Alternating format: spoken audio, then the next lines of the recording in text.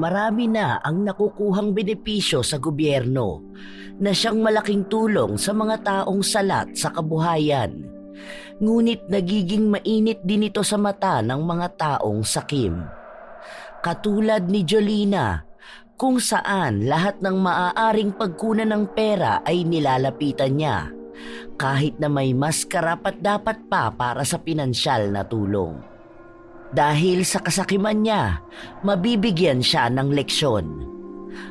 Maaari pa kaya siyang mapagbago nito o hahayaan na lang siyang lamunin ng kamalian na nagawa niya at habang buhay siyang sasailalim sa itim na kapangyarihan.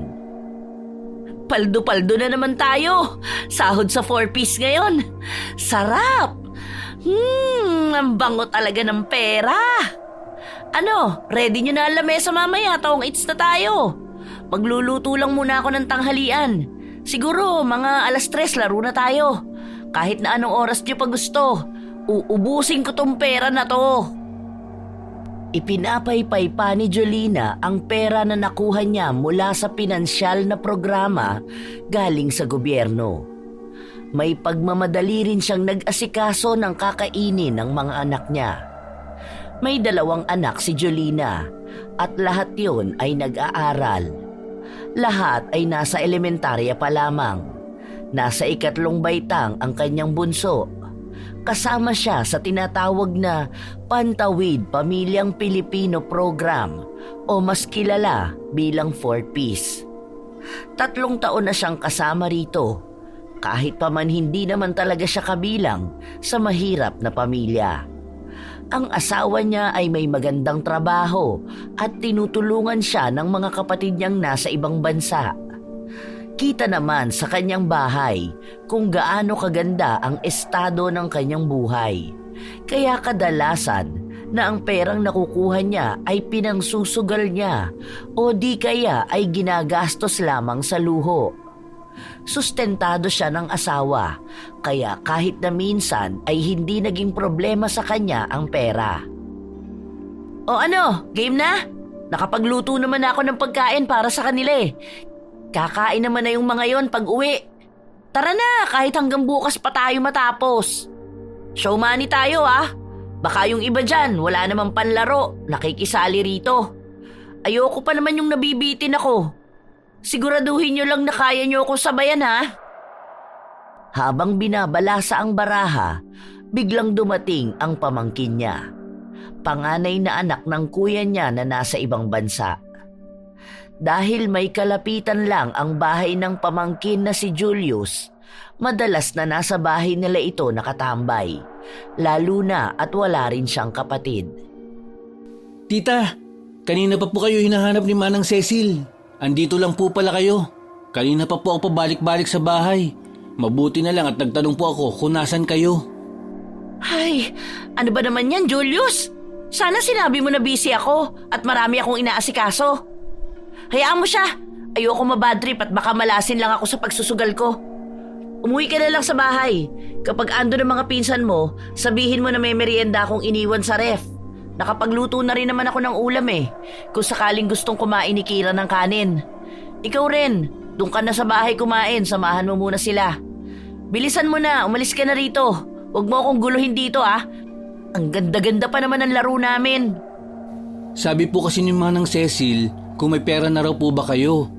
Ang sabi niyo raw po kasi pauutangin niyo siya kapag nakapindot na kayo. May pindutan na raw po kanina kasi nakasahod na ng 4-piece yung isang kapitbahay niya. Papuntahin ko po ba rito? Pabalik-balik na rin po yun kasi sa bahay kanina pang tanghali. Kawawa naman. Ang init pa naman. Aba, bakit mo pa pupuntahin dito? Sinabi ko na nga sa'yo na hayaan mo siya, di ba? Mangungutang siya eh. Alam na nga niya na kailangan ko rin ng pera. Hayaan mo siya. Matuto siyang maghanap ng kaperahan. Hindi yung kapag may kailangan siya, lalapit siya sa ibang tao. Kung sana ginagamit niya ang kukote niya, hindi puro bibig at pagpapaawa. Tanga-tanga kasi ng babae na yun eh. Kukupad-kupad sa bigaya ng ayuda. Nung nakaraan, nagbibigay ng pera yung tumatakbong konsehal. Hindi niya tinanggap. Ang gusto, manindigan sa prinsipyo niyang hindi siya nagpapabayad ng boto. O ngayon, mamatay siya sa gutom. Ipansaing niya yung prinsipyo niya. Basta ako, wala akong pakialam sa kanila. Hanggat nakakakuha ko ng pera galing sa gobyerno, safe ako. Sige na, ibalasan nyo na yan. Ikaw Julius, umuwi ka na. Kapag hinahanap ako ni Cecil, sabihin mo hindi mo alam. Huwag mo ako ituturo dito, ha? Kasi naman tita, naaawa na ako sa kanya. Ipambibili niya raw sana ng pagkain at gamot. Nakausap ko na raw kasi niya tungkol dyan sa utang. Isa pa, mas maawa ka sa sarili mo kapag hinagis ko sa'yo tong lamesa. Ayoko sa lahat yung nagbibigay ng malas kapag nasa sugalan ako. Napakamot na lang sa ulo ang binatilyo dahil hindi niya alam ang kanyang susundin. Pero sa huli ay wala rin naman siyang nagawa kundi bumalik sa bahay. Si Jolina naman ay tuwang-tuwa sa pagsusugal. Winawaldas ang perang hindi naman niya pinaghirapan. Inabot sila ng madaling araw bago umayaw ang mga kalaban niya. Bad trip ah. Talo ako ng 3,000. Nadaya ata ako ng mga yun. Nagkakampihan sila eh. Paano na kaya gagawin ko nito? Ay sakto, may listahan ng mga watcher bukas. Magkakaroon na naman ng bigayan ng pera. Maaga na lang ako mag-aasikaso para mauna ako sa pila. Magkano rin yun ah? Nasa 3K din yun. Umuwi si Jolina na tanging barya na lang ang laman ng bulsa. Para bang baliwala lang sa kanya ang pera na nilustay niya sa sugal dahil hindi naman talaga yon galing sa kanyang dugot pawis. Sa paglipas ng mga araw, palaging nangunguna si Jolina sa bigayan ng ayuda. Madalas ay nasa unahang listahan ang pangalan niya. Kahit na hindi siya magpunta, may naglilista na para sa kanya, lalo pat may kapit din siya sa barangay. Habang nagpapahinga sa loob ng bahay si Jolina, narinig niya ang sunod-sunod na pagkatok sa kanilang pinto. Aba, sandali lang naman! Bakit kailangan pang kumatok? Sa susunod, tumawag na lang ah! Anong kailangan mo? Ate Jolina, makikisuyo lang sana ako. Mangungutang ka ba? Hindi ako nagpapautang eh. Ayoko ma-stress pagdating sa singilan. Pasensya na, subukan mo doon sa iba. Hindi naman po tungkol sa utang. Gusto ko lang sanang sabihin na baka pwedeng ako na lang ang pumalit sa pangalan ng asawa mo. Para dun po sa tupad. Kasi napansin ko na 3 pangalan ang nakalista. Yung sa'yo, sa asawa mo at sa kapatid mo. Pero wala naman dito yung kapatid mo. At hindi rin naman po magagawa ni Kuya Bong na maglinis kasi po may trabaho siya. Nagbabaka sakali lang po ako kasi kailangan din namin ng pera. Bakit ka ba nakikialam? Sinisilip mo ba ang mga nakukuha ng pamilya namin? Aba, para saan pa? Kasama ka ba doon sa mga inggit na inggit kaya hilig manira ng kapwa? Hindi naman po yun ang ibig kong sabihin. Nagbabaka sakali lang ako. Galing kasi ako sa barangay at may nakapagsabi sa akin na ganun nga ang nasa listahan. Medyo unfair naman sa part namin yun, kahit ito lang po sana. Kasi nasa 4-piece ka naman po eh. May iba pang mga bigayan na kasama ang pangalan ninyo. Hindi! Ayoko ipalis ang pangalan ng kapatid at ng asawa ko doon. Ang galing mo naman! Sino ka ba para pagbigyan ko? Gusto mo lang akong utakan eh. Aba Maria, matanda na ako para lamangan mo pa. Hindi ko nakasalanan kung hindi ka napasama sa listahan dahil siguro hindi ninyo deserve yon. Ang sugapa mo naman kung pati to gusto mo pang alisin sa akin. Mahiya ka naman. Ang punto ko po rito, hindi naman po kasi nakakapaglinis ang asawa nyo. Paano naman po siya pipirma doon? Baka masayang lang din. Kaya nga po ako nagpunta rito para sana maging maayos ang usapan natin. Huwag naman po kayong magalit. Ang ayos ko naman pong humarap sa inyo. Ako na ang bahala doon. Nakakasira ka ng araw, alam mo ba yon? Doon ka na nga. Ayoko nakikipag-usap sa mga ganyan, lalo na sa mga hampas lupa na gaya mo. Ang kitid pa ng utak, hindi makaunawa ng kapwa. Diyos ko po, patawarin talaga. Pabalagbag na isinarado ni Jolina ang pinto at bumalik sa kanina niyang pwesto. Sa paglipas ng mga araw, hindi siya tinitigilan ni Maria na pakiusapan. Ngunit ilang beses niya rin itong tinatanggihan. Pinagtatabuyan niya ito na para bang isang hayop na ayaw niyang makita. Nasisira rin ang kanyang araw sa tuwing nagkakasalubong ang kanilang landas dahil alam niyang pipilitin lang siya ni Maria na ipaubaya na sa kanya kahit isa lang sa mga nakalistang pangalan para sa tupad. Diba? Sino ba namang hindi maiinis sa kanya? Ang tanga niya kasi. Kung sana nakipila siya ng mas maaga, hindi sana siya ganyan. Hay nako, pinababayaan ko na lang sila. Kahit ang daming naiinggit sa akin, kesyo mas pabor daw sa akin ng mga ganyan dahil kamag-anak ko si Kapitan. Ay ano naman? Kasalanan ko ba na kaming mga kamag-anak ang inuuna? Bakit kasi hindi sila magpapasok ng kamag-anak nila sa gobyerno? Sa bagay, sino ba naman boboto sa mga kamag-anak nila? Katulad lang din naman nilang mga dukha at walang alam. Hay, sumasakit lang ang ulo ko kapag iniisip ko. Pinakalma ng kumari niya si Jolina upang manahimik na ito sa pagsasalita dahil wala naman siyang ibang bukang bibig kundi puro Maria at pagyayabang sa mga ayuda niya. Maging sila ay nagsasaawa na sa kanya, ngunit tinitiis lang nila. Habang nasa labas sila ng bahay at nagpapahangin, napansin nilang palapit si Maria. Ilang hakbang pa ang layo niya, pero pinagsisigawan na siya ni Jolina. Ano? Kukulitin mo na naman ba ako? Tama na, please lang. Payout na namin, kaya manahimik ka na dyan sa kakakulit sa akin. Sa susunod kasi agapan mo, hindi yung para kang tood kung gumalaw. Gumamit ka nga ng utak at diskarte, ha? Bakit po kailangan niyo pang sumigaw? Wala naman po akong gagawin. Dadaan lang ako dahil pupunta ako sa tindahan. Sos, nagpapalusot ka pa. Alam ko naman na kukulitin mo na naman ako tungkol dyan sa tupad. Basta sinabi ko na sa'yong wala kang mapapala sa akin. Ang kapal naman ng mukha mo kung sa'yo ko ibibigay yun, kailangan namin ng pera. Kapag dating sa usaping pera, dapat wais ka. Hindi lahat ng tao madadaan mo dyan sa pagpapaawa mo. Makikiraan po muna. Sana tablang ka naman ng hiya, Maria. Hindi na kumibo pa si Maria dahil nakakaramdam siya ng panliliit. Maraming tao rin kasi ang nasa labas dahil naghihintay sila ng parating na ayuda. May mga hawak silang stab na mamaya lang din ay ibibigay nila sa mga opisyal ng barangay na magbibigay ng mga ayuda.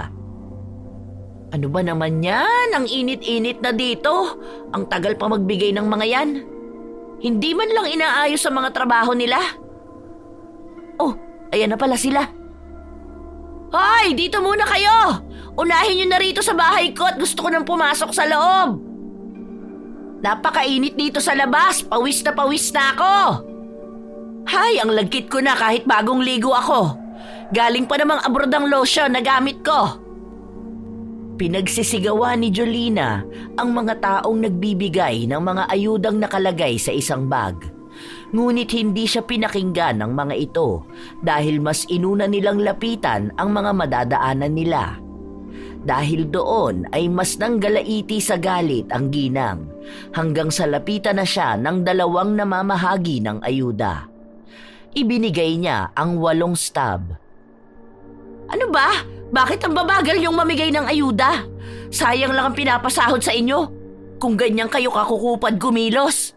Daig niyo pa mga pagong ah. Nangatwiran ang isang babae na hindi naman nila mapagsasabay lahat dahil iniisa-isa nila ang mga stab kung wala bang namemeke nito. Ganon din ang ginawa sa hawak niya. Nagtaka rin ang mga namamahagi ng ayuda dahil masyadong maraming stab ang hawak niya. Halata rin namang hindi ganon kalaking pamilya ang meron sa loob ng kanilang bahay. Nagtanong pa ang isang babae, ngunit sa halip na sagutin ng maayos, pabulyaw na nagsalita si Jolina. Aba talagang kailangan niyo pang alamin? Bigyan niyo ako kung ilan yung hawak ninyo. Nakikita niyo na nga na hindi yan peke. Ano pa bang tinatayo-tayo nyo dyan? Trabaho nyo yung mamigay, hindi ang mag-imbestiga. Baka gusto nyo isumbong ko kayo kay Kapitan. Kamag-anak ko yon. Meron din kami mga kamag-anak na pulis at attorney. Alam nyo bang bawal sa batas itong ginagawa ninyo? Akin na, nasa na ba? Ang init na nga rito sa labas. Pinapainit niyo pa pati ang ulo ko. Napakamot na lang sa ulo ang dalawa habang pinagsisigawan sila ng ginang. Nagbigay sila ng 5 bag kay Jolina at sinabi na babalikan na lang ang 3 mamaya.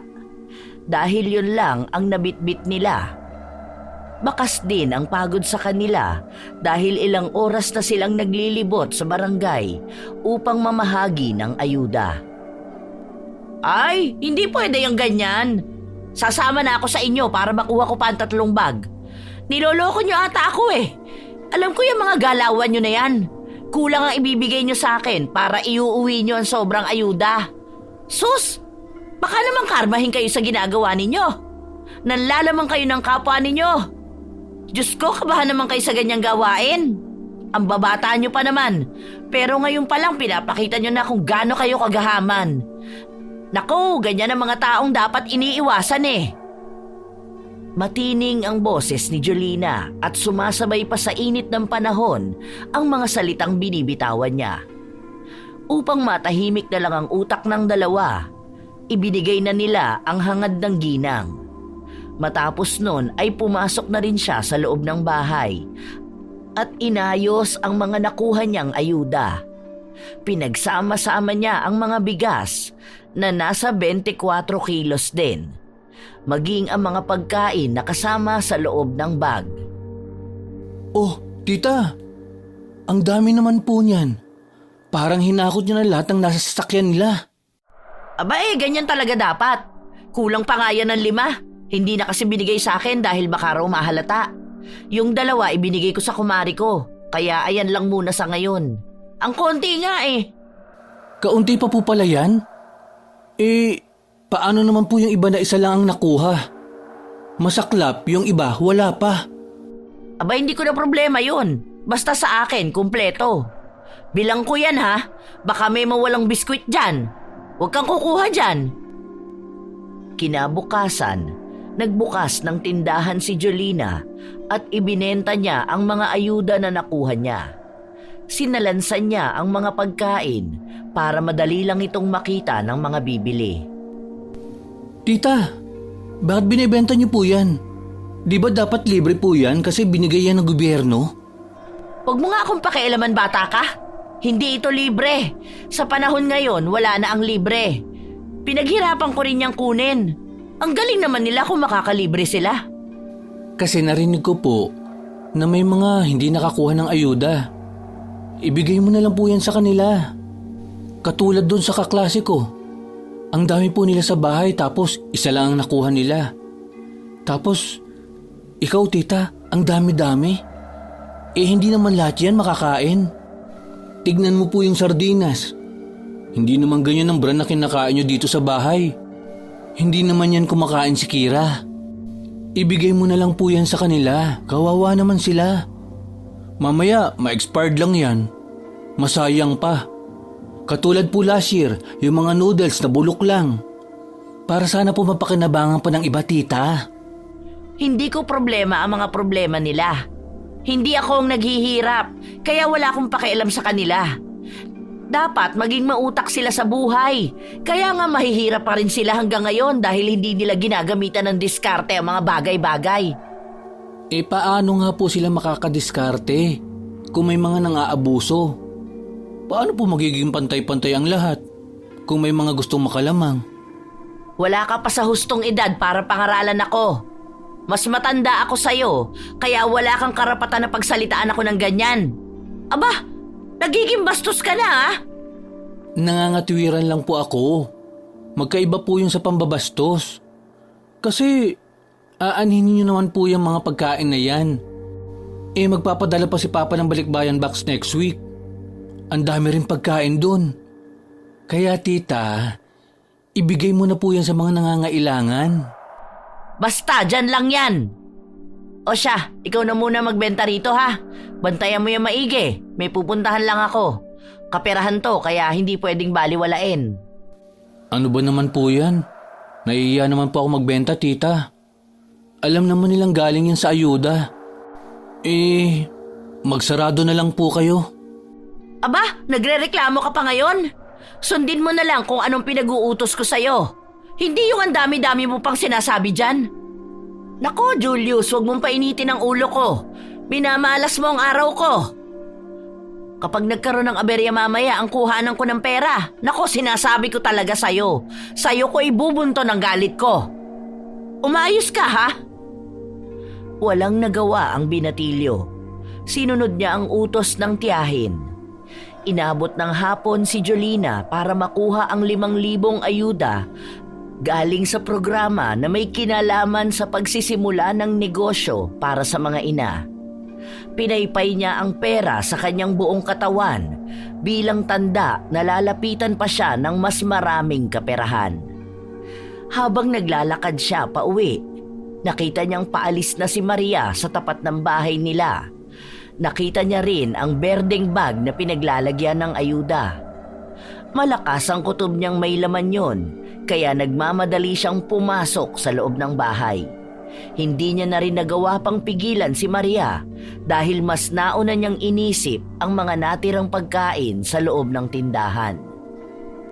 Hoy, Julius! Ano yung nakita ko? Bakit may bitbit na ayuda yung babae na yon? Bumili ba yon? Nagbayad ba siya? Ibinigay ko po yun, ta. Naaawa po ako. Hindi pala sila nabigyan ng ayuda. Nakita ko marami naman po dyan. Tapos, may pasobra pang bigay si Kapitan. Dinala niya po kanina rito. Kaya nagbahagi na lang po ako sa iba. Isa lang naman po yun. Hindi naman siguro malaking kawalan para sa inyo. Libre niyo lang din naman po nakuha yan. Ang tanga mo talaga! Nilulugi mo ang negosyo ko eh! Hala sige, kunin mo yung binigay mo sa babae na yon. Naku, talagang nakakagigil kang pagbantayin. Pinapaaral ka naman sana, pero ang bobo mong umintindi. Matanda ka na, Julius. Ano ba naman yan? Aray po tita, huwag niyo naman po akong kurutin. Nasasaktan po ako. Isusumbong ko po kayo kay Mami. Kahit magsumbong ka sa nanay mo, siya pa ang magagalit sa kabubuhan mo. Nakita mo ba? Ilang kilo rin ang nasa bag na yun. May mga kape at noodles pa. Magkano rin maibebenta yun? Tapos binigay mo lang ng ganon-ganon? Tita, hindi naman po kayo malulugi dahil hindi niyo naman po yung binili. Wala naman po kayong perang inilabas. At saka, may nakuha naman po kayong pera ngayon. Siguro naman po hindi kabawasan sa pagkatao niyo na magbigay naman kayo sa iba. Kabawasan yun! Hindi palaging kabutihan ang inaatupag, ha? Kung ganyan ka palagi, ikaw lang ang mauubos. Hindi na uso ang mapagbigay ngayon dahil ikaw ang pagsasamantalahan ng mga tao. Ang tanga talaga! Saglit lang pinagbantay, ganyan pa ang ginawa. Sandali lang, ako ang kukuha sa bahay ng babaeng yun. Isarado mo yung tindahan. Siguro naman naiintindihan mo na ako, no? Hindi na naghintay pa si Jolina na makapagsalita ang pamangkin dahil agad na rin niyang pinuntahan si Maria sa bahay nito. Sa pinto pa lang, dinig na niya ang iyakan ng mga bata dahil may kambal na anak si Maria at maliit pa ang mga yon. Wala roon ang asawa ni Maria dahil nagtatrabaho ito bilang karpintero at lingguhan kung umuwi. Hoy! Hoy! Teka! Natigilan si Maria sa kanyang ginagawa. Akma na kasi niyang huhugasan ng bigas para makapagsaing na. Teka lang! Huwag mong isasaing yan! Ang kapal ng mukha mo! Sinamantala mo talagang wala ako sa bahay kaya nang hingi ka ng ayuda sa pamangking ko? Mukha ba akong politiko na kailangan magpalakas sa'yo? Akin na nga yan! Ate Jolina naman, isasaing na nga kukunin mo pa. Konti lang naman ito, para lang makakain na ang mga anak ko. Hindi pa kasi dumarating ang asawa ko kanina pa sila nagugutom. Wala rin naman akong pera para sana maipambili ng biskwit nila. Kaninang umaga pa ang huli nilang kain. Ay, wala akong pakialam kahit magutom ang mga batang yagit na yan. Akin na, ibalik mo yan dito sa plastic. Sa susunod, Maria, matuto kang dumiskarte, ha? Hindi yung aasa ka lang sa ayuda ng iba.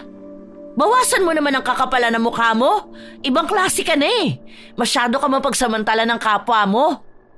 Kahit 2 takal na lang ate, kahit yung pansaing ko na lang ngayon. O kaya 1 takal, maglulugaw na lang ako. Para lang maitawid namin tong gabi na to. Ayoko namang matulog ang mga bata na walang laman ng tiyan. Hindi! Hindi! Kahit 1 butil pa yan, ibalik mo sa akin. Nananamantala ka, tapos magpapaawa ka ngayon? Maging aral sa'yo tong ginagawa mo. Diyos na lang ang bahala sa'yo. Hindi pinakinggan ni Jolina ang pakiusap ni Maria. Kahit nadinig pa niya ang iyakan ng mga bata, inuwi pa rin niya ang bag na naglalaman ng bigas at ibang pagkain. Hindi siya nakaramdam ng kahit na kaunting awa. Nang makauwi siya sa bahay, pinagsabihan niya si Julius na wala siyang dapat na pakialaman sa mga ayuda at huwag na niyang uulitin ang pagbibigay sa ibang tao.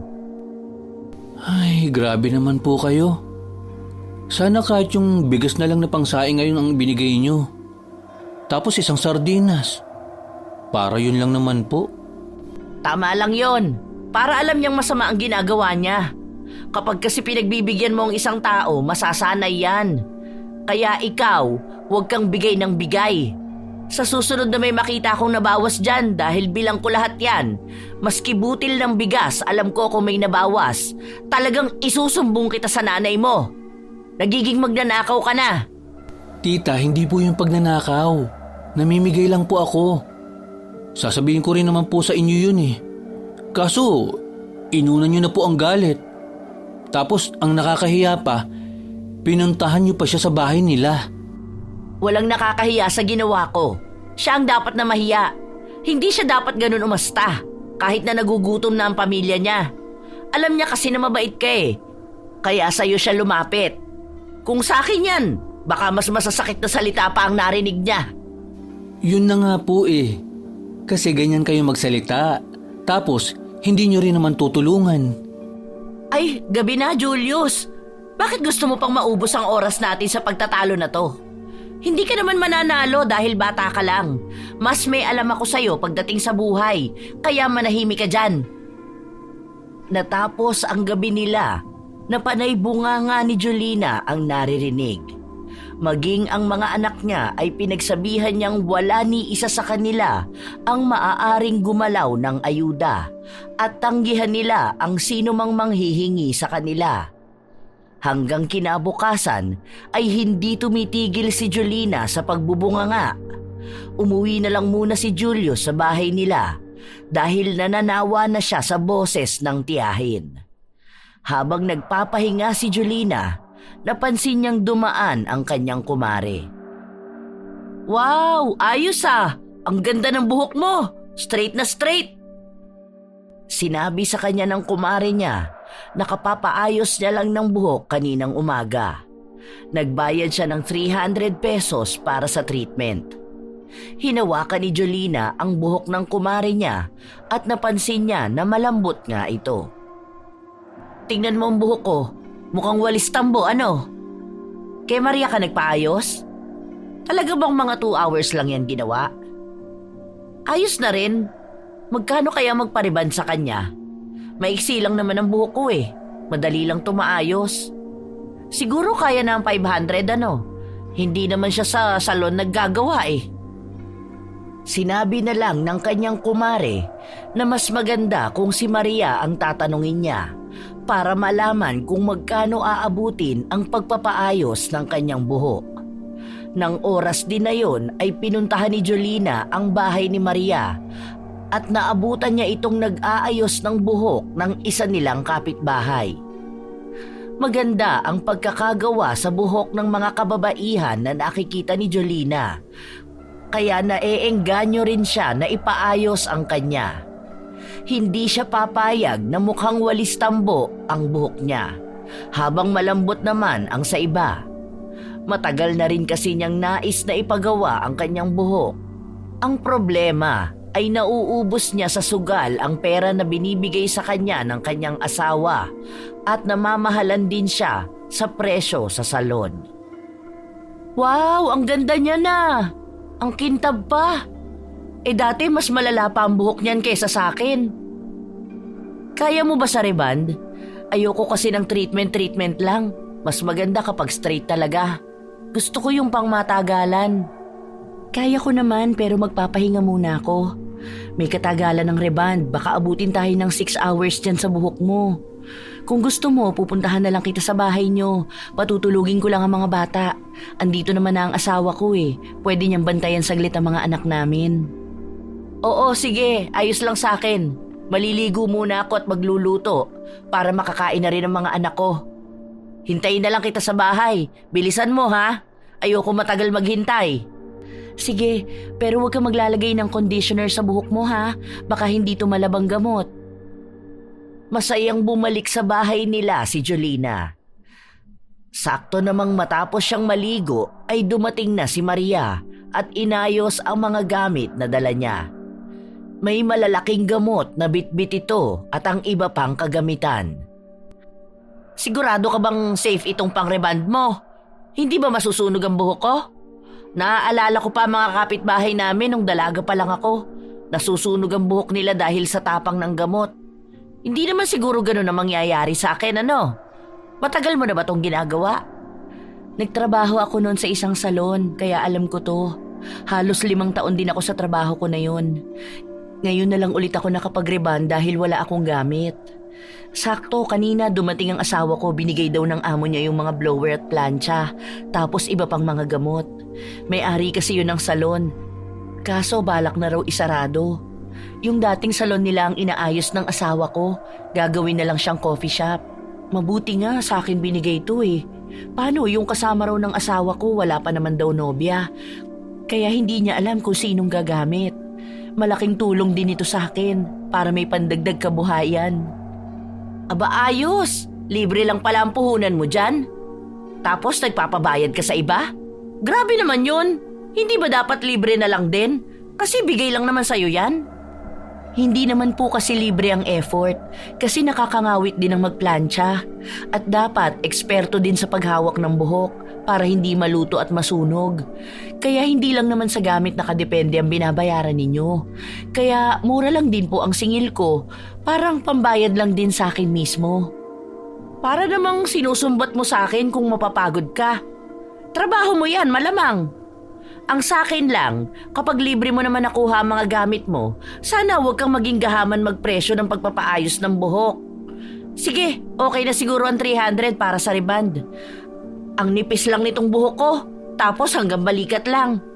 Hindi ka naman nalugi dyan, no? Wala ka namang babayaran na pwesto, hindi katulad sa mga salon. Saglit na napatigil si Maria sa kanyang ginagawa. Mariin siyang napapikit at sa mabigat niyang paghinga, sumang-ayon siya sa gustong presyo ni Jolina. Alam niya kasi na kahit makipagtalo siya, hindi pa rin siya magwawagi. Mas mananaig pa rin ang kagustuhan ng ginang. Uupo na ako rito ha. Basta, alam mo ang gagawin mo. Huwag mo ipahiya ang sarili mo. Mataas ang expectations ko sa buhok ko eh. Kaya gusto ko maging maganda at healthy yan. Naku, huwag kang magtatangka na sunugin yan. Sinimula ni Maria na ilagay ang mga proteksyon sa katawan ni Jolina at sa kanya nilagay ang unang gamot. Habang pinababad nila ng 1 oras yon, panay ang tanong ni Jolina kung ayos na ba.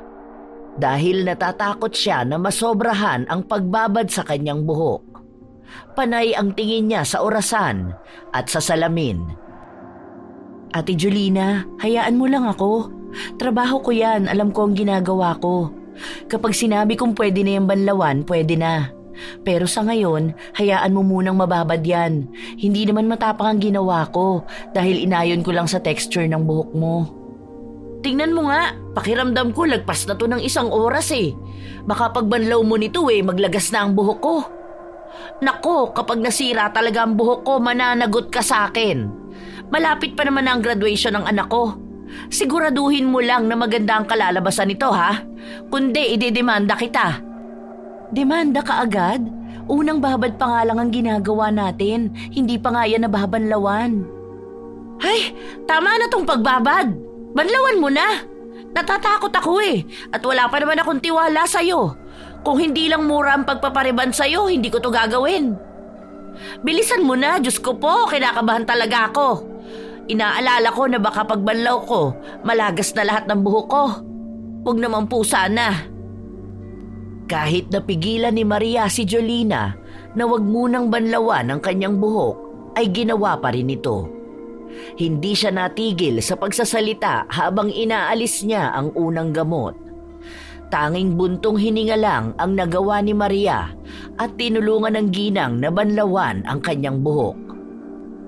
Mabuti naman at may buhok pa ako. Siguro kung nagtagal pa ng ilang minuto, doon na nalagas lahat. Hindi ka naman siguro gumaganti sa akin, ano? Bakit naman po ako gaganti? Hindi pa nga po maayos ang pagkakababad niyan. Hilaw pa ang buhok mo, pero wala na akong magagawa kasi nabanlawan mo na. Hindi ko naman pwedeng ulitin ang paglalagay ng gamot dahil baka doon na masunog yan. Ay oo, wag na. Okay na yan. Basta wag lang masira. Mas mahirap namang makalbo ako. Sige po, umusog kayo rito, hindi umaabot ang plancha. Oh, dahan-dahanin mo ang pagpaplantsa mo sa akin, ha? Baka mamaya mapaso mo ang anit ko. Ang tenga ko, tingnan mo, maayos ba ang nakatabing? Double check mo muna, huwag kang basta lang gumalaw dyan. Siguraduhin mo munang safe ang kliyente mo. Siguro kung nasa salon ka, baka nawalan ka na ng trabaho dahil sa dami ng reklamo sa'yo. Alam ko po ang ginagawa ko. Ilang taon ko itong trabaho. Hindi ko naman nakakalimutan to. Hayaan mo lang po ako kasi ako ang gumagawa sa buhok nyo. Kahit nung nagtatrabaho ako sa salon, wala akong reklamo na natatanggap. Hinahanap pa nga ako ng mga customer dahil ako ang nirerekomenda sa kanila. Sus! Malamang yan ang sasabihin mo. Kwento lang naman eh. Wala naman akong kakilala na naging kliyente mo kaya bakit ako maniniwala sa'yo? Ganyan naman ang sinasabi ng karamihan para magtiwala sa kanila. Itanong niyo po sa mga kakilala niyo rito. Alam po nila na magaan talaga ang kamay ko. Dahil sa ingay nila, tumayo si Julius mula sa pagkakahiga niya sa duyan at lumapit sa kanila. Tita, ang ingay mong ayusan ng buhok. Kung ako yan, papasuin talaga kita. Hindi ka nalang manahimik. Kanina pa po ako inaantok, hindi ako makatulog sa boses mo. Panay ka po reklamo eh. Kahit nasa salon ka po, kung ganyan ka, baka hindi po nila ayusin ang buhok mo. Aba bastos na bata to. Hindi ko naman sinabi na diyan ka sa duyan matulog. Akala ko ba umuwi ka sa inyo? Bakit nandito ka pa? Diyan ko nga po gusto dahil mahangin. At tutulungan ko si Ate Maria kapag babanlawan na po ang buhok mo. Kasi nga, kapag nagplansya na siya, bawal na mabasa ang kamay niya. Baka mapasma po siya. Ganyan po kasi yung kay Mami nung nakaraan. May pumunta po sa bahay na nag-ayos ng buhok niya. Nagpatulong po sa akin na magbanlaw. Hayaan mo siya. Trabaho niya yan. Binabayaran siya para gawin yan. Masyado ka matulungin. Umuwi ka doon sa inyo kung ayaw mo mainitan dito. At kung ayaw mong marinig ang boses ko. Hindi na po. Dito na lang po muna ako. Basta, huwag ka na lang pong madaldal. Katulad nga po ng sinabi nyo, trabaho ni Ate Maria yan. Kaya hayaan mo po siyang gawin. Hindi yung panay po kayo comment. Hindi nyo rin naman po alam paano mag-alaga ng buhok. Matapos lang ako rito. Yung bibig mong paplantsahin ko. Hindi nakinig ang pamangkin niya. Bumalik ito sa pagkakahiga sa duyan at nakatingin lang kung paano inuunti-unti ni Maria na plantsahin ang hibla ng buhok ni Jolina. Maayos naman siya magtrabaho. Hindi masakit sa ulo, pero sadyang marami lang reklamo si Jolina. May iba pang mga kapitbahay na lumapit sa kanila at nakikipagkwentuhan kay Jolina, kaya naging dagdag pahirap yon kay Maria. Ate, wag mo masyadong igalaw ang ulo mo. Iuusog ko rin tong electric fan dahil hinahangin ang buhok, nahihirapan ako. Nagbubuhol-buhol siya. Tapos wag kang lingon ng lingon. Diyan mo lang ipaling ang ulo mo. Baka kasi hindi ko maayos ang pagpaplantsa at may makaligtaan ako. Mamaya hindi pa maging maayos ang resulta nito. Naiinitan ako tapos aalisin mo ang electric pan. Anong gusto mo, pawisan ako rito? Ikaw ang mag-adjust, hindi ako. Saka nakikipag-usap ako sa mga kumari ko. Oh. Anong gusto mo? Hindi ako lilingon.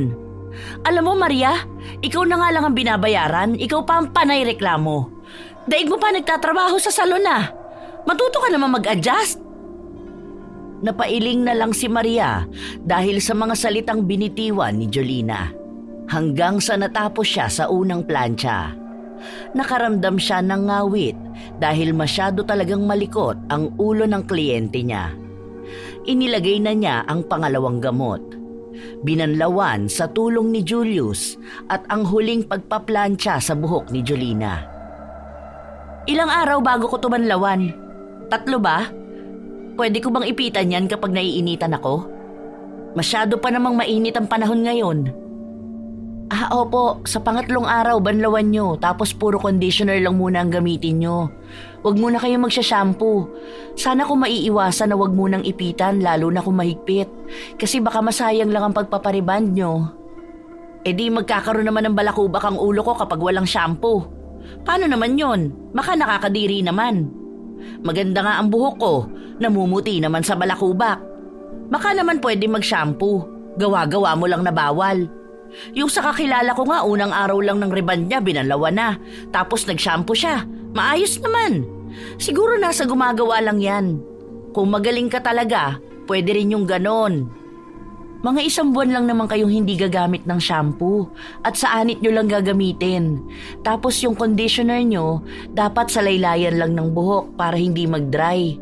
Imposible naman po ata yung sinabi nyo na 1 araw lang. Kahit sa mamahaling salon kayo magpunta, walang ganon. So paano? May chance na kapag binanlawan ko to magdadry? Aba, nalugi naman ata ako. Baka mamaya mga 2 months lang itagal ng reband ko. Hindi ba dapat mga 1 year ito? Nakadepende kasi yan sa pag-aalaga ng buhok mo. Kung hindi mo nga alagaan, malamang mabilis lang na masisira. Kahit saan ka naman magpaayos ng buhok, ganun ang sasabihin nila. Inayos ko na po, kayo na lang ang mag-maintain. Nakakadismaya naman, mukhang nasayang lang ang 300 ko dito ah. Tapos babalik lang din pala sa dati. Kaya wala akong tiwala sa mga home service na reband, tapos kuryente ko pa ang gamit. Wala, nadaya ako. Aray ko! Napaso ang anit ko, oh. Ano ba naman yan, Maria? Hindi ka nag-iingat. Ang sakit! Napatayo si Jolina sa kinauupuan niya at napaatras naman si Maria sa gulat. Baka sa mukha ng ginang ang inis dahil sa naramdaman niya. Ay, sorry te, gumalaw ka kasi. Hindi naman dumikit yung usok yun ng plancha, umabot sa anit mo. Ang sabi ko kasi huwag ka munang lingon ng lingon, nahihirapan akong kontrolin. Hindi dumikit? Tanga ka ba? Ako ang nakaramdam kaya alam kong masakit. Kung ikaw kaya ang pasuin ko. Aray ko po, mukhang magsusugat to ah. Bilisan mo nga dyan, nakakabwisit ka. Ayusin mo ang trabaho mo. Hindi ako mag-aaksaya ng 300 para lang masaktan. Hindi ko sinasadya, te. Patapos na ako. Huwag ka na lang masyadong malikot. Baka mapaso ka ulit. Tanga-tanga! Nakakainis! Kinapa ni Jolina ang napaso niyang anit. Pakiramdam niya ay nagtutubig yon. Natapos sila noong medyo nagdidilim na ang kalangitan. Wow! Ang ganda pala niyang buhok mo, tita. Mukha kang bumata ng 5 taon. Ang galing talaga ni Ate Maria. Deserve niyang may dagdag na bayad. Manahimik ka nga dyan, Julius. Paano ko dadagdagan ng bayad sa kanya? Pinaso niya nga ang anit ko. Ang sakit kaya? Eto, 250 na lang. Bayad mo pa sa pinangmerienda ko sa yung biskwit kanina. Tapos doon sa tubig na malamig. Galing sa rep yun, kaya gumastos ako ng kuryente. Tama na siguro yan. Pinaso mo rin ako at hindi pa sure kung maganda ang kalalabasan nitong reband ko. Kapag ito pangit after 3 days, ibalik mo yung binayad ko, ha? Grabe ka naman, tita. Hindi ka na naawa. Ilang oras niya yung ginawa, tapos babaratin mo pa. Wala ka naman makikita na kaya mag-rib ng ganyan kamura. Ang pangit pa ng buhok mo kanina. Mukhang walis tambo. Tapos ngayon, shiny na. Kawawa naman yung tao. Anong alam mo sa kawawa-kawawa na yan, Julius? Hindi naman niya binili ang mga gamit niya. Bakit, namuhunan ba siya? Baka naman karmahin siya kung mahal pa siya maningil. Kahit alam naman niyang bigay lang yung mga gamit niya. Sige nga, kapag ba nakatambay lang siya dyan, makakahagilap pa siya ng 250. Okay na to, te. Salamat. Alam ko, matutuwa ka sa kalalabasan ng buhok mo sa mga susunod na araw. Ibigay mo na lang din po yung mga biskwit doon sa loob. May mga pinadala po si daddy sa akin, di ba? Ayoko naman po nun eh. Ibigay mo na lang po para sa mga anak niya.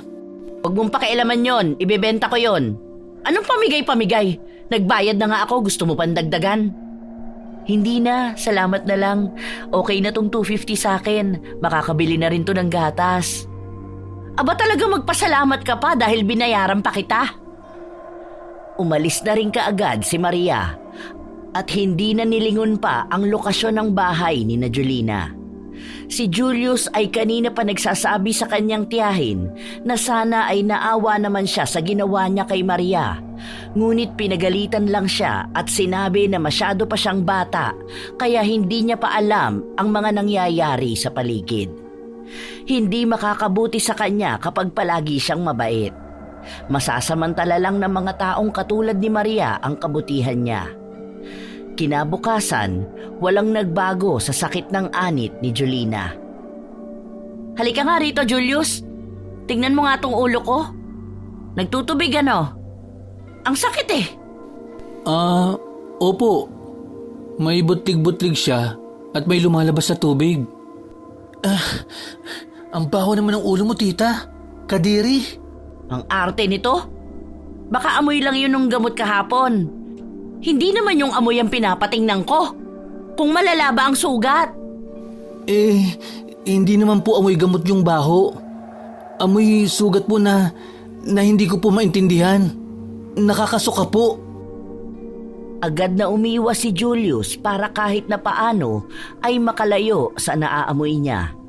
Ang tiyahin naman niya ay nagalit sa kanya. Ang sakit talaga ng anit ko. Buwisit naman talaga oh. Sabi ko na nga ba napaso ni Maria ang anit ko tapos ang sasabihin niya na usok lang? Magkakaganito ba to kung usok lang? Kaya dapat talaga hindi ko na siya binayaran eh. Ang laki ng perwisyo na nagawa niya sa akin. Kumuha ka nga ng gamot doon at lagyan mo tong ulo ko. Ayoko po. Ang baho niyan. Umaalingasaw po eh. Baka masukahan ko lang po ang ulo niyo. Huwag ka mag-inerti dyan. Ano, bakla ka ba, ha? Kumuha ka na doon, ang aga-aga pinapainit mo ulo ko. Hindi na nakatanggi pa si Julius. Sinunod niya ang utos ng kanyang tiyahin. Kumuha siya ng kapsulang gamot at ibinuhos niya ang laman nun sa nagtutubig na sugat sa ulo ng tiyahin.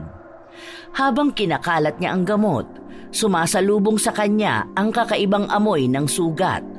At dahil katatapos lang kumain ng bata, naisukan niya ang mga kinain niya sa ulo ng kanyang tiyahin. Ay! Buwisit ka talaga, Julius! Bakit mo sinukahan ang ulo ko? Tanga mo talaga! Nakakadiri ka! Ano na gagawin ko ngayon? Maliligo ako kahit na hindi pa pwedeng basain ang buhok ko? Nakakainis! Sinabi ko naman po kasi sa inyo na hindi ko po kaya eh. Dahil sobrang baho po talaga. Nag-iinarte ka lang eh. Hay nako! Bakla ka talaga! Walang pagpipilian si Jolina kundi ang maligo dahil puno ng suka ang kanyang ulo. Habang tumatama ang tubig sa kanyang anit, para bang nasusunog ito. Kaya mabilisan lang din siyang naligo upang palagyan ulit ng gamot ang ulo niya. Pero habang nagpapatuyo siya ng kanyang buhok, nakapa niya ang kanyang anit na may mga sugat pa. Hoy, halika nga rito, Julius. Tingnan mo nga ang ulo ko. Parang may nakakapa ako eh. Ayan. Parang may gumagapang. Tingnan mo, baka may naiwang dumi. Ayoko nga po, tita. Tawagin ko na lang po si Kira para siya ang tumingin dyan. Feeling ko po, masusuka po uli ako eh. Tumakbo si Julius para tawagin ang pinsan niya. Lumabas din naman kaagad si Kira ng kanyang kwarto at nilapitan ang ina. Nang unang hawi niya sa buhok ay napasigaw siya. Ano ba? Bakit ka ba sumisigaw, ha? Diyos ko naman, kayo mga kabataan masyadong maaarte. Pinasilip ni Kira ang pinsan sa ulo ng ina. Doon nalaman ni Julius kung bakit bigla na lang sumigaw ang pinsan. Yak! Ano yan, tita? May uod na lumalabas sa ulo mo. Maliliit lang siya as in. Nakakadiri naman yan. Ano bang pinagsasasabi mong bata ka? Bakit naman uuuri ng ulo ko? Baka sasuka mo yan kanina. Tanggalin mo nga. Sinubukan ng dalawa na tanggalin ang maliliit na uod. Ngunit mas dumodoble ang dami nito at dahil na rin sa mabahong amoy, ilang beses silang nasuka at hindi na nila ulit nilapitan ang ulo ni Jolina. Sa galit ng ginang, pinagalitan niya ang dalawang bata. Matapos nun ay sumugod siya sa bahay ni Maria para ireklamo ang nangyari sa kanyang anit. Alam mo ba nangyayari sa akin? Buwisit ka, halatang hindi ka marunong magreband. Nagkasugat lang ako. Dahil dyan sa 250 na yan, ang laking perwisyo mo sa akin. Kailangan ko pa magpunta ng doktor para lang maipagamot ko to. Sagutin mo ang gastusin ko, ha? Bakit kailangan kong sagutin? Hindi ba kaya mo naman na yan? Lalo na at ikaw rin naman na may kagagawan yan. Marami ka naman kamong napagkukuhanan ng pera. Lapit ka na lang sa mga ayuda o kaya mga politiko na nagbibigay ng medical assistance. At talagang namimiloso po ka pa? Siguro dahil sa inggit mo kaya mo ako ginanito. Ano? Sabi na pakitang tao lang yung murang serbisyo mo ng reband. Sana, karmahin ka dahil dyan sa masama mong ugali. Kung nakakarma ang mga taong may masasamang ugali, siguro dapat tanungin mo ang sarili mo kung kasama ka na ba sa mga nakakarma. Huwag mo isisi sa akin ang mga nangyayari sa'yo. Sige, maging masaya ka ngayon dahil sinasabi ko sa'yo, sa oras na maging maayos ako, gagantihan kita. Sa'yo na yan 250 na bayad ko para sa buhok kong sinira mo. Animal ka talaga! Galit na bumalik si Jolina sa kanilang bahay. May mga kakilala siyang nasasalubong pero nilalayuan siya dahil may mga likidong tumutulo galing sa kanyang ulo. Kapag nadadaanan niyo ng hangin ay nangangamoy malansang sugat. Sinubukan ni Jolina na gamutin ang sugat sa anit. Pinaligo na rin niya ang mga erbal, naglagay ng mga pamahid at nagpunta sa doktor. Ngunit walang nagbago. Ano kayang nangyayari sa akin? May mga maliliit na uod na lumalabas tuwing 8:00 ng umaga. Tapos sobrang hapdi pa ng anit ko. Parang minu-minuto na papaso. Ay, buwisi talaga. Baka po kasi nakakarma ka na nga, tita. Naririnig ko po kasi sa kapitbahay natin na baka yan na ang balik sa'yo ng kasakiman mo. Sinong kapitbahay yan? Baka si Maria yan. Nagpapakalat na naman siya ng mga maling balita. Ano, siya na ngayon ang bida sa lahat. Hindi lang naman po si Ate Maria. Marami pa po sa ibang kapitbahay natin dito. May kuhanan nga raw po pala ng ayuda bukas. Hindi ko po alam kung makakasama ka po ron. 2,000 raw po yun eh. Bukas? Sino nagsabi? May listahan daw ba? Bakit wala man lang nagbabalita sa akin? Tingnan mo, mga sakim talaga sila. Dapat sila ang nakakarma hindi ako. Bakit nila tinatago sa akin na may bigayan ng pera bukas? Baka akala nila galing sa sarili nilang bulsa yon. Galing naman yun sa gobyerno.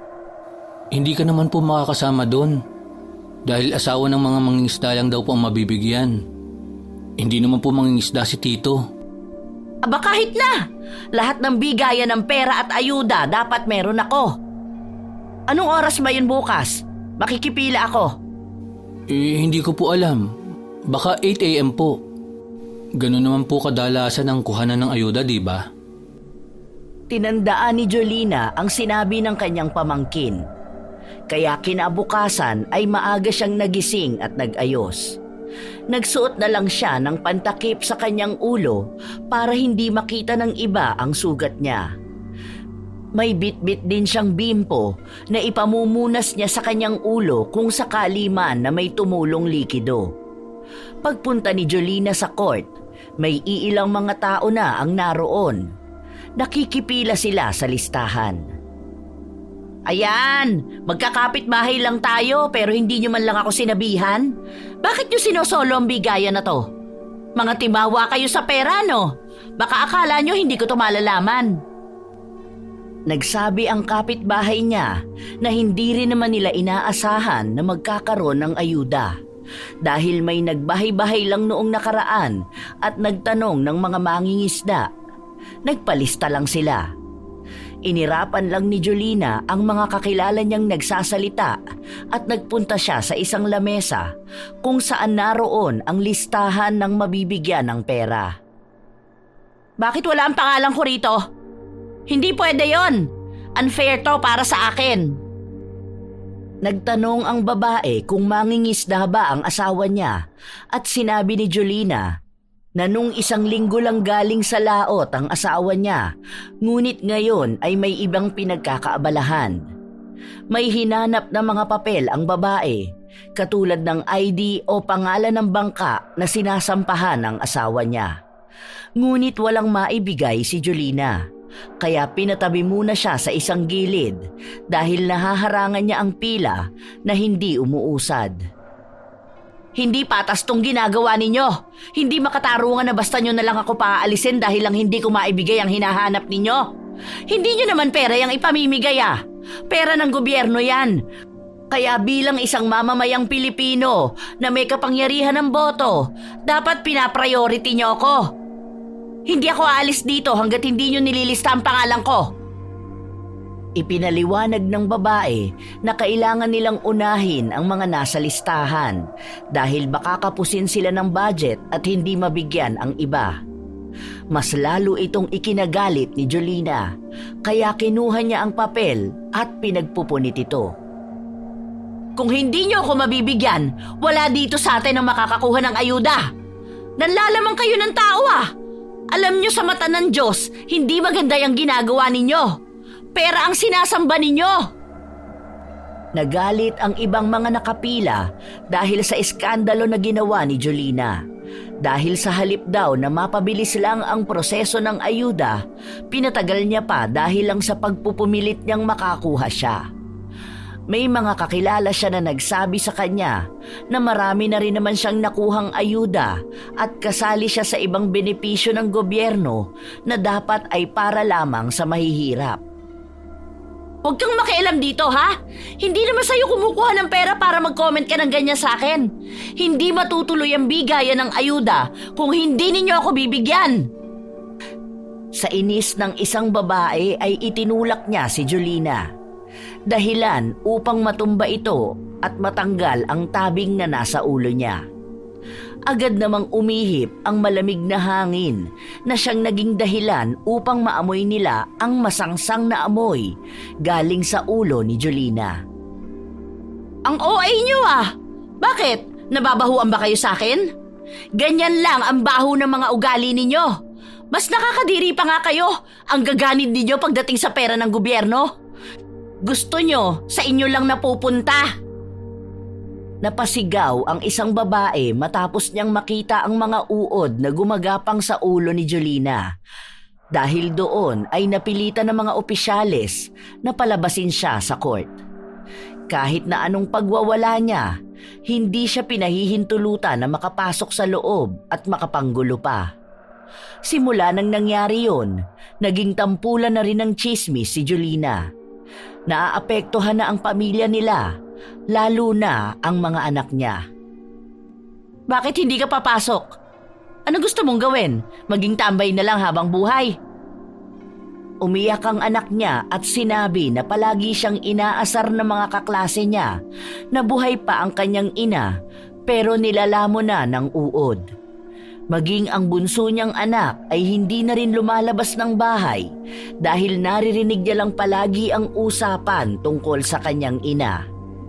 Habang lumilipas ang mga araw at ilang linggo, nanatiling ganoon ang kalagayan ni Jolina, bumababa na rin ang kanyang timbang. Nawawala ng paunti-unti ang kabuhayan nila at kahit ang mga ayuda na dati ay palagi niyang inaabangan ay wala na. Nararanasan na niya ngayon ang buhay ng mga taong sinasabi niyang wala siyang pakialam. Ang problema ng iba ay siya ng problema niya ngayon. Tita, may nakuha po akong ayuda. Ito po isa. Ito yung utos sa akin ni Tito. May nagbigay raw ng isang stub sa inyo. Buwisi talaga? Sinasamantala ng mga walang hiya ang kalagayan ko. Bakit pa kasi nagkaganito ang buhok ko? Sa halip na maging maganda, naglalagas na ngayon. Nakakalbo na ako. Mas lalong nakikita ang nakakadiring sugat sa anit ko. Lahat talaga to kasalanan ng walang yang Maria na yun eh. Siguro, masaya na siya ngayon sa nakikita niyang kalagayan ko. Buwisit! Buwisit! Pinagsisipa ni Jolina ang mga gamit na nasa harapan niya. Sinubukan niya rin na magpunta sa doktor pero walang nagbabago sa sugat niya. Ayaw niyang gumastos ng mas malaki kaya hindi niya sinunod ang payo ng doktor na operahan ang kanyang ulo. May takot din siyang nararamdaman. Ilang buwan ang lumipas, bakasyon na ng mga bata at mas maraming kaganapan sa buhay nila. Ngunit palagi lang siyang nagtatago sa loob ng bahay. Paminsan ay nasa labas siya upang magpahangin, ngunit ang mga dating kumare kung ituring niya ay iniiwasan na rin siya. Napaka-aarte naman ng mga to. Akala mo naman kung sino sila? Kung nakakahawa lang sana tong sakit ko, lahat sila binigyan ko na. Kung makaiwas sa akin, akala mo kung sinong malilinis? Ngayon lang naman inuuod ang ulo dahil sa punyetang sugat na kagagawa ni Maria. Siguro expired na yung ginamit niyang gamot sa akin. Habang nakatambay siya sa labas ng bahay, nahagip ng kanyang mga mata si Maria na naglalakad at may bitbit itong bag. Ayun ang demonyita! Mukhang may mabibiktima na naman siya sa pagre-reband niya na yan. Nako po, dapat sa ganyang kinukulong eh. Hindi na kailangan pang tawagin si Maria dahil kusang lumapit sa kanya ang babae. May ngisi pa sa labi nito habang pinagmamasdan ang halos makalbo ng ulo ni Jolina. Ang ganda ng buhok mo ngayon ah. Mukhang bilang na lang sa daliri kung ilan ang natitira. Gusto mo ba ng treatment? At talagang nagawa mo pang mang-ines ha? Natutuwa ka na yung kliyente mo nagkaganito ang buhok dahil sa'yo. Sana hindi na lang ako nagpariband sa'yo eh. Sana makakuha rin ng leksyon ng mga taong lalapit sa'yo. Mura ka nga maningil. Malaki naman ang magiging epekto sa isang tao. Sa katunayan, ikaw lang naman ang nagkaganyan. Tingnan mo nga ang mga buhok nila. Maaayos at magaganda naman. Baka naman kasi dahil hindi sa reband. Baka dahil sa masamang ugali mo. Wow! Ako masama ugali? Kailan pa naging masama ang ugali ko, Aber? Isipin mong maigi, dahil kung hindi masama ang ugali mo, sana may mga taong gustong tumulong sa'yo. Masyado ka kasing sakim, Ate Jolina. Gusto mo lahat ng bagay mapupunta sa'yo. Kailangan palagi kang lamang sa lahat. O, ayan, ikaw na ang lamang sa lahat. Sa'yo na lang napunta mga kamalasan sa buhay. Gusto mo ikaw palagi ang nangunguna at bida, hindi ba? Ngayon, nararanasan mo nang maging bida sa lahat. Ang sasaya ninyo ngayon, palibasa, mga timawa kayo sa ayuda. Yung dapat na sa akin, napupunta na sa inyo. Sige lang, magpakasaya lang kayo dahil kapag nakarecover ako, mababawi ko rin lahat yan. Sige, yung mga bigas na nakukuha ninyo, lamunin ninyo lahat yan. Kaya hindi ka gumagaling eh. Kasi yung ugali mo mas nauna pang nabulok kaysa sa ulo mo. Ay talaga, masama na ang tingin ninyo sa akin dahil halata namang naiinggit kayo sa akin noon. Kasi mas marami akong ayuda kaysa sa inyo. Kasalanan ko bang mas maagap ako kaysa sa inyo, ha? Siguro hindi sapat yung nararanasan mo para ma-realize mo ang mga bagay-bagay. Tama lang yan, panghabang buhay mo na lang yung pagdusahan. Dahil hanggat hindi nagbabago ang ugali mo, hindi magbabago ang kalagayan mo. Hindi na naghintay pa si Maria na makapagsalita ang kausap. Mas lalo lang nabubuo sa kanya ang galit. Si Jolina naman ay wala pa ring pakialam. Ngunit nang makaalis na si Maria, napasigaw siya dahil sa sobrang sakit ng anit niya. Julius! Julius! Halika rito, Julius! Ano pong nangyayari, tita? Bakit po kayo sumisigaw? Ha? Hala, ano pong nangyayari sa anit nyo? Grabe, ang lalaki at buong nana ang lumalabas. Parang sinusunog ang anit ko. Diyos ko po, ano bang nangyayari sa akin? Bakit ba ganito? Humingi ka ng tulong, hindi ko na to kaya. Agad na itinakbo ni Julius ang tiyahin sa ospital upang maagapan ang sakit na nararamdaman. May ginawa ang mga doktor sa kanyang sugat. Tinurukan din siya ng mga gamot. Ngunit lahat yon ay inilabas lang din ng tubig na galing sa kanyang anit. Hindi na napigilan ni Jolina ang maiyak dahil walang kahit na anong bagay ang kayang magpagaling sa kanya. Pakiramdam niya ay unti-unti na rin siyang nilalamon ng kamatayan. Ngunit pinahihirapan muna siya. Simula noon, hindi na nawala ang sakit sa kanyang anit kahit na lumipas ang ilang linggo. Nakaratay na lang siya sa kanyang higaan, hindi na niya magawang makatayo. Ang mga anak niya ang nag-aasikaso sa kanya sa tulong din ni Julius. Ano kaya ang nangyayari sa akin? Bakit ako pa ang nagkakaganito? Bakit sa akin pa?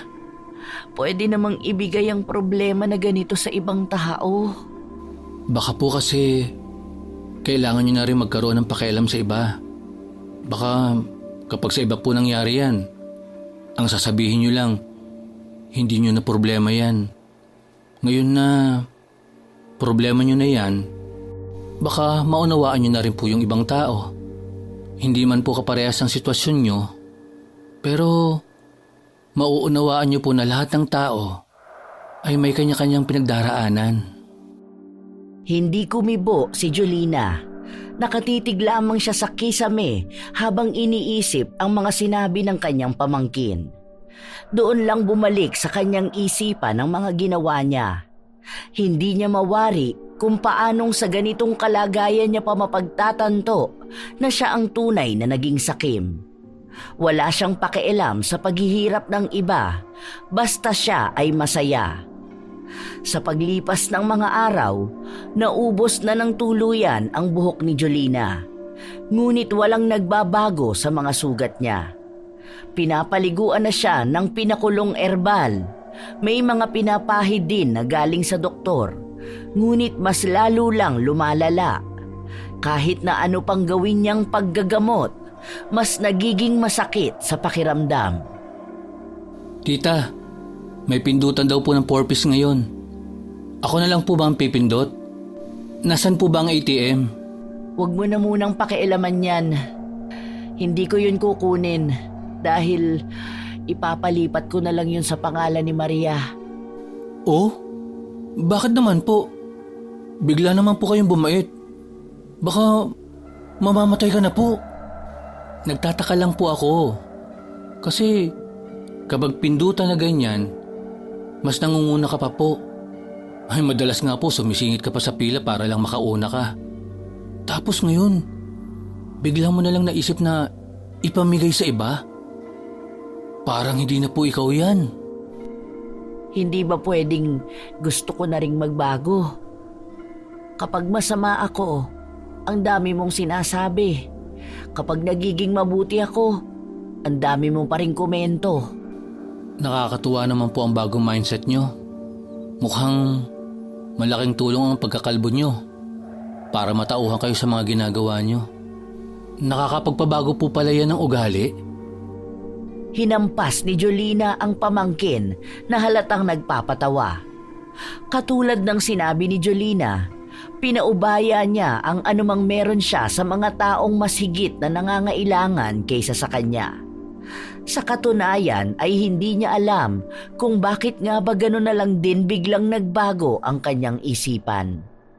Ang alam niya lang ay bigla siya nagising isang araw sa isang bangungot at ang tanging paraan upang maalis sa kadiliman na yon ay ang sundan ang liwanag. Ngunit hindi niya masusundan ang liwanag kung kapit siya ng kasakiman ng kanyang ugali. Habang unti-unting nagbabago ang ugali ni Jolina, parang napapansin niya na unti-unti na ring nagbabago ang kalagayan ng kanyang ulo.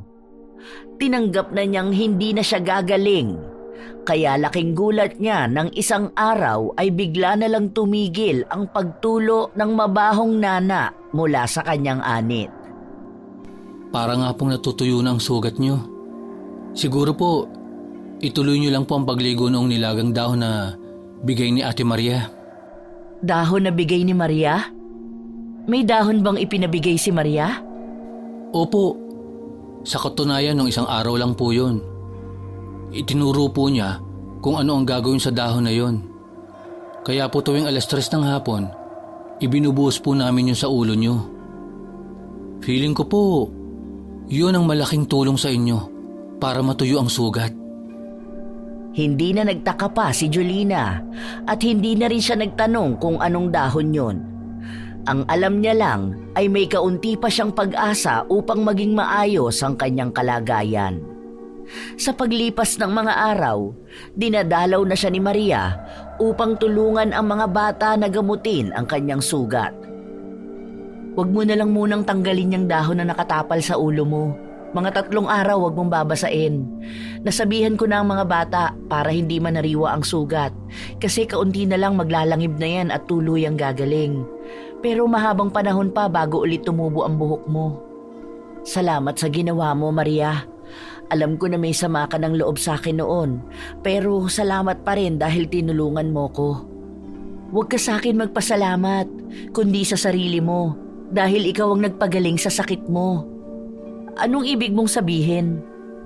Ang pagbabago mo ang tumulong sa'yo. Sana lang ay panindigan mo na yan. Huwag ka nang bumalik sa pagiging makasarili at sakim na tao. Gawin mong isang malaking aral ang anumang nangyayari sa'yo ngayon kung ayaw mong bumalik sa ganyang pagkalugmok. Tinanggap ni Jolina ang mga salitang binitawan ni Maria.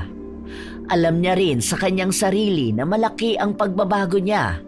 Lalo na at sa mga naranasan at naramdaman niya, may panibagong pinto na nagbukas upang mas makilala niya ang bago niyang sarili. Sa paglipas ng mga linggo, buwan at taon, tuluyang naghilom ang sugat ni Jolina at naging maayos na ang kanyang buhay. Malaki ang naging pasalamat niya kay Maria na siyang tumulong din sa kanya. Tita, may 3 stab na bigay sa akin si Kapitan. Iyo daw po itong lahat. Basta, inabot niya sa akin ito eh. Tingin nga ako. Kanino tong 2? Ay, kinamang Raul pala to eh. Bakit dito binigay sa akin? Sige, dalhin mo yan sa kanila. Sabihin mo na lang na baka namali ng bigay si Kapitan. Kawawa naman ang mga yun. Ilang pamilya sila sa bahay nila, tapos ibibigay lang sa iba ang para sa kanila. Hindi ka agad kumilo si Julius. Nakatingin lang siya sa kanyang tiyahin. Oh, bakit ganyan ka tumingin sa akin? Anong meron? May mali ba sa mukha ko? Bakit po binibigay mo nitong ganito? Totoo po ba na nagbabago na kayo, tita? Kasi po dati, halos makipagpatayan kayo para lang dito. Tapos ngayon, kayo na po ang kusang nagbabalik sa kanila. Ikaw talagang bata ka. Matagal na akong nagbago. Hindi naman yan magiging kabawasan sa akin. Kung para sa akin, simpleng bagay lang yan. Alam kong sa iba malaking tulong yan. Sige na at baka mabatukan pa kita. Nagtawanan ang magtiyahin matapos yung sabihin ni Jolina. Umalis na rin naman kaagad si Julius upang sundin ang utos ng tiyahin. Hay, napakagaan naman sa pakiramdam nito. Hindi ko alam na ganito pala kagaan sa dibdib kapag alam mong may nagbabago sa sarili mo. Alam kong marami pa akong dapat na malaman tungkol sa sarili ko at sa buhay ko. Ang mahalaga ngayon ay nagkakaroon na rin ako ng pakialam sa kapwa ko. Walang mas hihigit pa sa tuwang nararamdaman ni Jolina. Dahil sa pagbabago niya, nagkaroon na rin siya ng mga kaibigan sa kanilang lugar. Isa na siya sa tumutulong sa mga kabarangay niya at kalaban na siya ng mga taong sakim. Sa huli ay naging magkaibigan din sila ni Maria dahil nang humaba na ulit ang buhok ni Jolina, natuloy na rin ang pagpapaganda rito. Inisip na lang ng ginang na ang mga nangyari sa kanya ay maaaring isang pagsubok sa buhay niya upang imulat siya sa isang bagong pananaw na makakatulong sa kanyang sarili at komunidad. Na ang pagiging sakim at gahaman ni minsan ay hindi magbibigay ng pangmatagalang ginhawa. Maluwag sa kanyang kalooban na tinanggap ang pagtatantong mas masaya pa ring maging patas sa mundong walang nakatataas.